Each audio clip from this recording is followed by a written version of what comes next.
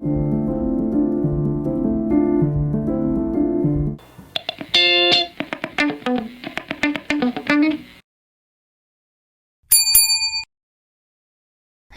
කොහොමද ඉතින් ඔයාලට?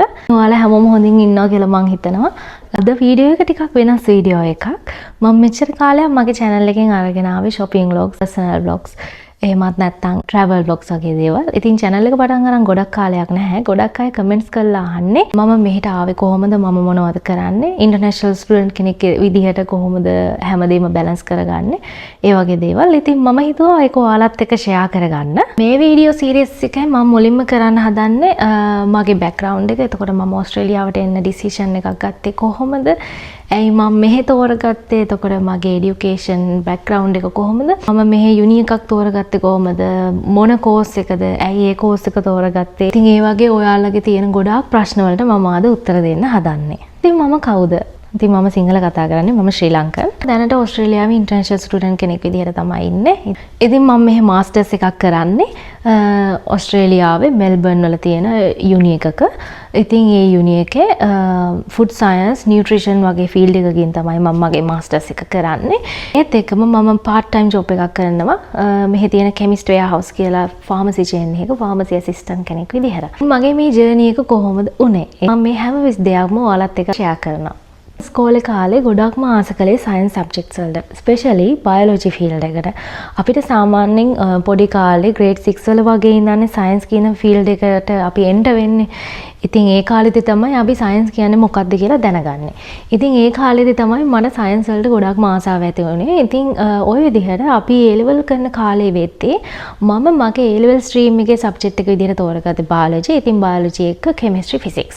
ඉතින් මම ගොඩක්ම ආස කරේ biology වලට. ඉතින් ඒ කාලේ මට ලොකු idea එකක් තිබ්බේ නැහැ මම මොන field එකටද යන්නේ කියලා. ඒ කියන්නේ bioscience වලින් ගොඩාක් fields වලට අපිට යන්න පුළුවන් නේ. ඉතින් මට එහෙම ලොකු idea එකක් තිබ්බේ නැහැ. හැබැයි මම මේ ෆීල්ඩ් එකට ආස නිසා මම ඒක කරන්න පටන් ගත්තා. ඉතින් ওই විදිහට අපේ A levels ඉවර වුණා. ඉතින් A levels ඉවර වුණාට පස්සේ මම හිතුවා මම බයෝටෙක්නොලොජි ෆීල්ඩ් එකෙන් කරනවා කියලා. මොකද මට ඒ වෙද්දිත් ලොකු ඩිසිෂන් එකක් තිබ්බේ නැහැ. මම මොන ෆීල්ඩ් එකකටද යන්නේ කියලා. මම හැබැයි නිකන් හිතලා තිබ්බා මම මෙඩිකල් සයන්ටිස්ට් හරි එහෙම නැත්නම් බයෝමෙඩිකල් සයන්ස් වගේ ෆීල්ඩ් එකක් කරනවා කියලා. කොහොම හරි බයෝටෙක්නොලොජි ඩිග්‍රී එක කරද්දී ඒකේ සෙකන්ඩ් ඉයර් එකේදී තමයි අපිට අන්තිමට තියෙන්නේ ඉන්ටර්න්ෂිප් එකක් කරන්න. ඉතින් ඒකෙදී අපිට ඉන්ඩස්ට්‍රි එක්ස්පීරියන්ස් ගන්න පුළුවන්. ඉතින් ওই විදිහට ඉන්ඩස්ට්‍රි එක්ස්පීරියන්ස් ගන්න කාලේ මම මගේ ඉන්ටර්න්ෂිප් එක කරන්න තෝරගත්තේ මොලිකියුලර් බයොලොජි කම්පැනි එකක්. අපිට ප්‍රැක්ටිකල් එක්ස්පීරියන්ස් එකක් දෙනවා. ඉතින් ওই විදිහට සෙකන්ඩ් ඉයර් එකත් ඉවරුණා. ඉතින් තර්ඩ් ඉයර් එකත් වෙලා ඊට පස්සේ අන්තිමට ෆෝර්ත් ඉයර් එකට ආවට පස්සේ අපිට තිබ්බ රිසර්ච් එකක් කරන්න. ඉතින් ඔය රිසර්ච් එකේදී ඔක මාස 6ක රිසර්ච් එකක්. ඉතින් ටිකක් ලොකු එකක්. ඉතින් කැමති අය කැම්පස් එකේම රිසර්ච් එක කරන්න පුළුවන්කම තිබ්බා. ඉතින් එහෙම නැත්තම් වෙන තැනකින් කරන්න තිබ්බා. ඉතින් සමහරක් අය තමන්ගේ කලින් ඉන්ටර්න්ෂිප් එක කරලා තිබ්බ තැනම රිසර්ච් එක කරන්න තෝරගත්තා. මට ඕන වුණා මගේම මොකක් හරි රිසර්ච් එකක් කරන්න. ඉතින් ලංකාවේ ගොඩාක් රිසර්ච් ෆැසිලිටිස් තියෙනවා. ඉතින් ප්‍රයිවට් ඒවා තියෙනවා, ගවර්න්මන්ට් ඒවා තියෙනවා. ඉතින් මම එහෙම බලලා කොළඹ වල තියෙනවා එහෙම ෆැසිලිටි එකක්. ඉතින් එයාලගේ බ්‍රාන්ච් එකක් මම ඉන්න හරියට තිබ්බා. ඉතින් අපේ ගෙවල් තියෙන හරිය. ඉතින් මම ඒකේ ෆුඩ් ටෙක්නොලොජි ඩිපාර්ට්මන්ට් එකේ තමයි මගේ රිසර්ච් එක කරන්න තෝරගත්තේ. මගේ රිසර්ච් ෆීල්ඩ් එකට මම තෝරගත්තේ ෆුඩ් ප්‍රොඩක්ට් එකක් ඩෙවලොප් කරන්න. එතනදී මම තෝරගත්තේ probiotic drink එකක්. ඉතින් මම දන්නවා මේක සයන්ස් කරන්නේ නැති කෙනෙක්ට ඇත්තටම ගොඩක් වැදගත් වෙන්නේ නැති වෙයි කියලා. නමුත් ඉතින් ආස කෙනෙක් ඉන්නවා නම් එයාලට අහන්න පුළුවන්. ඉතින් මගේ ජර්නි එක තමයි මම ඔයාලත් එක්ක මේ ෂෙයා කරන්නේ. ඉතින් ওই විදිහට ඒ ප්‍රොඩක්ට් ඩෙවලොප්මන්ට් එක මම කරලා මගේ ෆයින්ඩින්ග්ස් මම කන්ෆරන්ස් එකක ප්‍රසන්ට් කළා. ලංකාවේ තියෙන එකකට ප්‍රසන්ට් කළා. එතකොට මම ඉන්ටර්නැෂනල් කන්ෆරන්ස් එකකත් Zoom එකෙන් ඒක ප්‍රසන්ට් කළා.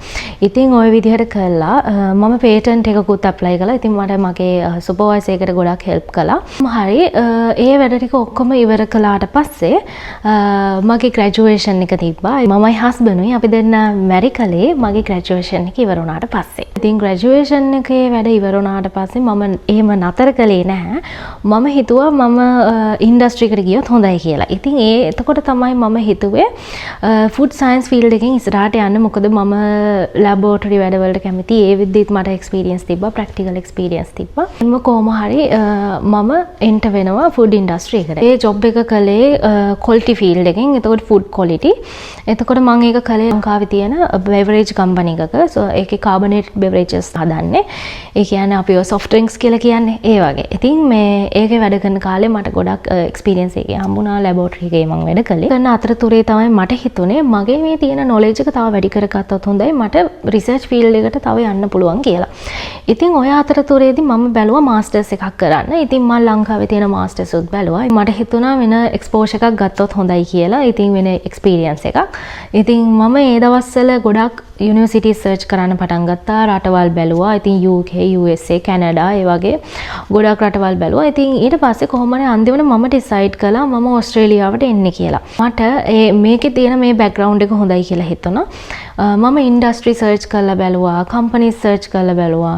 මගේ industry එකට මෙහි තියෙන demand එක කොහොමද? food science වලට මෙහි තියෙන demand එක කොහොමද? මම ඉතින් ඒක තමයි බැලුවේ. ඉතින් ඕස්ට්‍රේලියාවේ ගොඩාක් high demand එකක් තියෙන sector එකක් තමයි health sector එක කියලා කියන්නේ. ඉතින් ඒකට ගොඩාක් හොඳ demand එකක් තියෙනවා science field එකේ. මට biotechnology කරපු නිසා ලේසියෙම මට health sector එකට එන්න තිබ්බා biotechnology. ඉතින් මගේ ගොඩාක් යාළුවෝ ආවා biotechnology කරන්න. මම ඒ කාලෙම decide කරලා තිබ්බා මම food science field එකෙන් තමයි ඉස්සරහට යන්නේ කියලා. ඕස්ට්‍රේලියාව තෝරගත්තට පස්සේ ඊට පස්සේ ලොකුම challenge එක උනේ මෙහි තියෙන uni එකක් තෝරගන්න එක. මොකද මෙහි ගොඩාක් හොඳ unis තියෙනවා. ඉතින් world rankings තියෙන uni ගොඩාක් තියෙනවා. මේ G8 universities කියලා universities තියෙනවා. ඒවා ගොඩක් හොඳ universities. ඒවල ගොඩක් හොඳ facilities තියෙනවා. ඒවල ලොකු පිළිගැනීමක් තියෙනවා. ඉතින් ඒවල application process එක ටිකක් වෙනස්. ඒවට apply කරනකොට අපි වෙනම application fee එකක් මුලින් pay කරලා තමයි apply කරන්න ඕනේ. ඔය විදිහට කොහොම හරි මම universities හොයනකොට ඊට පස්සේ මට placement එකක් ගන්න පුළුවන්ද? එතකොට ඒ placement එක කළාට පස්සේ මට මොන හරි job එකකට යනවා නම් ඒ වගේ දේවල් වලට ඒ තියෙන ඒරියා එකේ කොහොමද කම්පිටිෂන් එක. ඉතින් ඇත්තටම මෙල්බන් කියලා කියන්නේ ගොඩාක් කම්පිටිෂන් එකක් තියෙන පැත්තක්. හැබැයි මම ඒ පැත්තට එන්න හිතුවේ. ඉතින් මම තෝරගත්ත මාස්ටර්ස් එක මට හිතුණා හොඳයි කියලා. ඉතින් ඕස්ට්‍රේලියාවේ මගේ යුනිවර්සිටි එක තෝරගත්තට පස්සේ තමයි මම කල්පනා කළේ මෙල්බන් වලට එන්න. මම යුනිවර්සිටීස් මට මතක විදිහට 4කට 5කට වගේ ඇප්ලයි කළා. සිඩ්නි වල, ටස්මේනියා, ඊට පස්සේ මෙල්බන් වල තව යුනිවර්සිටීස් වලට, ඊට පස්සේ පර්ත් වල යුනිවර්සිටීස් වලට. ඉතින් ওই විදිහට හැම ප්‍රාන්තිකම වගේ යුනිවර්සිටීස් වලට ඇප්ලයි කළා. ඉතින් හැම එකෙම කන්ඩිෂනල් ඔෆර් ලෙටර්ස් එවලා තිබ්බා. ඉතින් යාලා සිලෙක්ට් කරගත්තා කියලා. ඉතින් මට කරන්න තිබ්බේ IELTS එක. සමහරක් යුනිවර්සිටි වල GS එක කරන්න කියලා තිබ්බා. ඉතින් කොහොම හරි මම ඊට පස්සේ මෙල්බන් වල තියෙන මගේ දැන් කරන යුනිවර්සිටි එක තෝරගත්තට පස්සේ මම ඊට පස්සේ තමයි IELTS සබ්මිට් කළේ. ඉතින් ඒ IELTS සබ්මිට් කළාට පස්සේ GS ඉන්ටර්විව් කියලා එකක් තියෙනවා. GS ඉන්ටර්විව් එකේදී බලන්නේ genuine student කෙනෙක්ද කියලා. ඉතින් genuine student කෙනෙක්ද කියලා කියන්නේ එයා ඇත්තටම එන්නේ ඉගෙන ගන්නද? ඇයි ඒ course එක ඉගෙන ගන්න ඉන්නේ? එයාගේ career goals මොනවද? ඒ වගේ ප්‍රශ්න තමයි ඒකෙදී අහන්නේ. ඉතින් ඒක face to face interview එකක්. ඉතින් මට තිබ්බ template එක fill කරලා යවන්න. මම මුලින්ම ඒක යවුවට පස්සේ එයාලා මගේ answers වලට ගොඩක් satisfied වෙලා තිබ්බා. ඉතින් ඒ නිසා එයාලා මට වෙනම face to face interview එකක් කළේ නැහැ. ඉතින් ඊට පස්සේ එයාලා මට unconditional full offer letter එක එවලා තිබ්බා. එයාලා මාව accept කළා. ඉතින් දැන් මට visa එක apply කරන්න තියෙන්නේ කියලා. ඉතින් ඔයාලා දන්නවනේ visa එක apply කරන එක තමයි මෙහි තියෙන අමාරුම දේ. මොකද ඒකෙදි අපිට තියෙන documents ගොඩාක් ready කරගන්න. ඒකේ එක document එකක් තමයි SOP එක කියලා කියන්නේ. ඉතින් SOP එක කියලා කියන්නේ statement of purpose. ඉතින් මේ SOP එක මම මාස 4ක් 5ක් විතර තිස්සේ තමයි ලියන්න පටන් ගත්තේ. ඉතින් ඒකේ ගොඩක් corrections කරනවා, edit කරනවා, ආයෙ ලියනවා. ඉතින් මම මේක සාමාන්‍යයෙන් pages 8ක් විතර වගේ තමයි මගේ SOP එක මම ලිව්වේ. මම ගොඩක් ඒක ලියන්න ගියේ නැහැ. මගේ agent කිව්වා ගොඩක් short and sweet තියෙන තරමට හොඳයි කියලා. ඉතින් agent කෙනෙක් ඕනේද? ඔව්. ඕස්ට්‍රේලියාවට එන්න නම් අනිවාර්යෙන් අපිට ඒජන්ට් කෙනෙක් ඕනේ. දැන් USA, UK, Canada එහෙම නැත්නම් මොන හරි යුරෝපියන් කන්ට්‍රි එකක හරි ගොඩක් දියුණු රටක වගේ කෙනෙක් නම් ඕස්ට්‍රේලියාවට එන්න ඒ වගේ ස්ටුඩන්ට් කෙනෙක්ට ඒජන්ට් කෙනෙක් ඕනේ නැහැ. එයාලට ඩිරෙක්ට් ඇප්ලයි කරන්න පුළුවන්. ඉතින් අපේ රටවල් වලින් අපේ රටයි තව ඒ වගේ ඇතුළත් තව රටවල් කිහිපයක් තියෙනවා.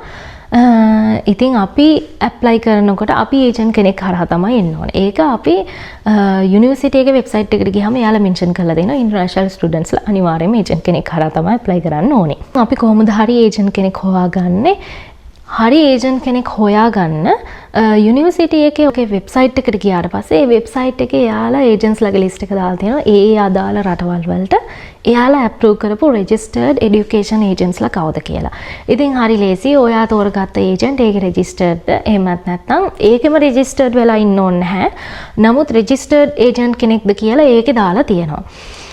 ඉතින් ওই විදිහට තමයි මගේ ඒජන්ට්ව සිලෙක්ට් කරගත්තේ. ඉතින් එයා තමයි මට ටෙම්ප්ලේට් එකේ SOP එක හදන්න. ඉතින් ඒ විදිහට ඊට පස්සේ SOP එක හදලා ඩොකියුමන්ට්ස් ඔක්කොම රෙඩි කරගෙන මම වීසා ප්‍රොසෙස් එකට ඇප්ලයි කළා මගේ ඒජන්ට් එක්ක. එයා ඉතින් මට ගොඩක් උදව් කළා ඒකට.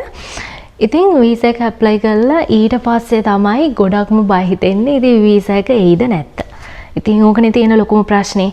ඉතින් කොහොම හරි අපේ වීසා එක දවස් 7කින් ග්‍රාන්ට් වුණා. වැඩි කාලයක් ගියේ නෑ. මම හිතන්නේ මම SOP එක ගොඩක් හොඳට ලියුවා. ඉතින් එයාලා ඒ SOP එකේදී ගොඩක්ම බලන්නේ අපේ এডুকেෂනල් ගෝල්ස් මොනවද? ඇයි මේ මාස්ටර්ස් එක ඒ කියන්නේ එහෙම නැත්නම් ඇයි මම මේ ඩිග්‍රී එක සිලෙක්ට් කළේ? ඇයි ස්පෙෂලි ඕස්ට්‍රේලියාවම සිලෙක්ට් කළේ? ඇයි මෙල්බර්න්ම සිලෙක්ට් කළේ? අර එයාලා බලන්නේ ඒක ස්පෙસિෆයි කරලා ඇයි ඔයා මේක කරන්නේ? ඉතින් කොහොම හරි මම මේ දේවල් වලට හොඳට ලිව්වා. ඉතින් ඒකෙදි මගේ ෆැමිලි බෑග්ග්‍රවුන්ඩ් එක අම්මලා තාත්තලා ඒතර මගේ සහෝදර සහෝදරියෝ ඊට පස්සේ මගේ හස්බන්ඩ් එයාගේ බෑග්ග්‍රවුන්ඩ් එක එයා මොනවද කරලා තියෙන්නේ? එයා ඇයි මාත් එක්ක ඕස්ට්‍රේලියාවට එන්නේ? ඉතින් ඔය වගේ ගොඩාක් ප්‍රශ්න වලට පිටු 8කින් මම උත්තර ලිව්වා. මම ඊට පස්සේ කවුද ඉස්සරහට වෙන්න කැමති? ඇයි මම මේ ෆීල්ඩ් එකට යන්නේ? ඒකට තියෙන ඩිමාන්ඩ් එක ඉතින් ඒ වගේ ගොඩක් දේවල් මම ඒකේ ලියලා කොහොම හරි අපේ වීසා එක දවස් 7කින් ග්‍රාන්ට් වුණා. ඉතින් ඔහොම තමයි අපි දෙන්න ඕස්ට්‍රේලියාවට ආවේ. ඉතින් අපි ඕස්ට්‍රේලියාවට ආවේ ගිය අවුරුද්දේ, ඒ කියන්නේ 2025. ඉතින් දැන් 2026 දැන් අවුරුදු එකමාරක් විතර වෙනවා. ඉතින් තාම අපි ස්ටුඩන්ට්ස්ලා ස්ටුඩන්ට් වීසා එකේ ඉන්නේ. ඕස්ට්‍රේලියාවේ ජීවිතය ලේසිද? ඔයාලට මොකද හිතෙන්නේ? ඉතින් ඔයාලා සෝෂල් මීඩියා එකෙන් එක දේවල් දකිනවා, YouTube එකෙන් දාන ඒවා දකිනවා. ඉතින් මම දාන ඒවාත් ඔයාලා දකිනවා. ඉතින් ඇත්තටම ලස්සන ජීවිතයක් ඕස්ට්‍රේලියාවේ ගත කරන්න පුළුවන්ද? ඉතින් මම කියනවා ඕ කියලා. හැබැයි හරියට ඔයාලා ප්ලෑන් කරලා ආවොත්. හරියට ප්ලෑන් කරලා ආවොත් ඔයාලට ලස්සන ලයිෆ් එකක් ඕස්ට්‍රේලියාවේ ගත කරන්න පුළුවන්. ඉතින් මම මෙතනදී තව දෙයක් කියන්න කැමතියි. ඉතින් මම මේ කියන දේවල් වැඩිපුරම මගේ එක්ස්පීරියන්ස් එකත් එක්ක සම්බන්ධ වෙච්ච දේවල්. ඉතින් මම සයන්ස් ෆීල්ඩ් එකෙන් ආපු කෙනෙක්. ඉතින් ඒ නිසා මම IT සෙක්ටර් එක ගැන, කොමර්ස් සෙක්ටර් එක ගැන වැඩි දේවල් දන්නේ නැහැ. ඉතින් ඒ නිසා මම දන්නේ නැති දේවල් ගැන කතා කරන්න මම කැමති නැහැ. ඉතින් කොමර්ස්, IT, ඉන්ජිනියරින් වගේ ෆීල්ඩ් වලටත් ගොඩාක් ඔපචුනිටිස් මෙහි තියෙනවා. ඉතින් හරියට සිලෙක්ට් කරලා බලලා එන්න ඕනේ. ඉතින් මම කැමති මගේ එක්ස්පීරියන්ස් එක ඔයාලත් එක්ක ෂෙයා කරගන්න. මම කරපු දේවල්, මම කරන්න ඉන්න දේවල්. ඉතින් ඔයාලත් ඕස්ට්‍රේලියාවට එන්න හිතන් ඉන්න කෙනෙක් නම් මට කියන්න තියෙන්නේ ඒජන්ට් කෙනෙක් කියන දේ විතරක් තීරණය කරන්න එපා. ඔයාලත් ඔයාලගේ රිසර්ච් එකක් කරන්න. ඔයාලට මොන ෆීල්ඩ් එකද අයිඩියල් වෙන්නේ? ඔයාලා දන්න අයගෙන් අහන්න, යාළුවෝන්ගෙන් අහන්න, මෙහි ඉන්න අයගෙන් අහන්න. ඉතින් කොහොමද මොන වගේ ඩිමාන්ඩ් එකක්ද තියෙන්නේ කියලා. ඉතින් මං ඊළඟ වීඩියෝ එකකින් ගේන්නම් කොහොමද මගේ ජොබ් එක හොයාගත්තේ, මං ඒකට ඇප්ලයි කළේ කොහොමද, ඒ වගේම මගේ හස්බන්ඩ් මොකද කරන්නේ, එයාගේ ජොබ් එක හොයාගත්තේ කොහොමද, එයා ඒකට ඇප්ලයි කළේ කොහොමද වගේ දේවල්. ඉතින් අපි මොකද කරන්නේ, ඒ වගේ ඔක්කොම විස්තර මම ඊළඟ වීඩියෝ එකකින් අරගෙන එන්නම්. ඉතින් ඔහොම තමයි අපේ ඕස්ට්‍රේලියාවේ ජර්නි එක. එහෙනම් ඉතින් ආයෙත් අලුත් වීඩියෝ එකක් මං අරන් එන්නම්. එතකන් ඔයාලා හැමෝටම සුබ දවසක්.